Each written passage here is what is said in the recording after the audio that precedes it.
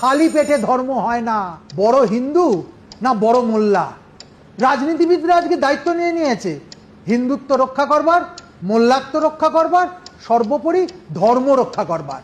ধর্মগুরু, ধর্মীয় অনুশাসন, যারা ধর্মের জন্য জীবন উৎসর্গ করেছে তাদের কথা আজকে সেকেন্ডারি হয়ে গেছে, তাদের দেখানো পথ আজকে দ্বিতীয় সারিতে চলে গেছে।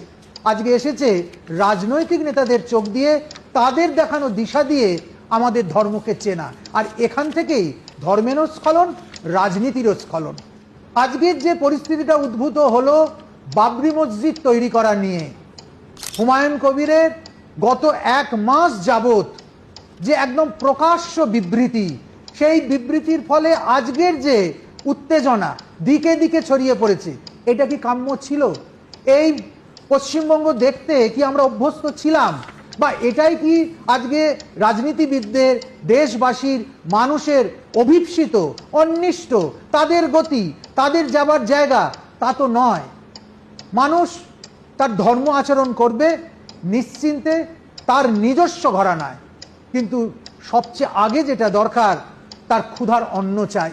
স্বামীজি বারবার করে বলেছেন খালি পেটে ধর্ম হয় না, তার ক্ষুধার অন্নের পাশাপাশি তার দেখবার মতো চোখ চাই। মনে পড়ে যাচ্ছে জীবনানন্দকে, যিনি বারবার বলে গেছেন যে যারা অন্ধ তারা আজ সবচেয়ে বেশি দেখে চোখে। এই একটা অন্ধ তামসিকতা এসে আমাদের ওখানে হাজির হয়েছে। এই অন্ধ তামসিকতার হাত ধরে চললে মারামারি, খুনোখুনি এবং চিরকালই আজান আর কীর্তনের লড়াই চলতে থাকবে। লড়াই কোনো ধর্মের শেষ কথা হতে পারে না।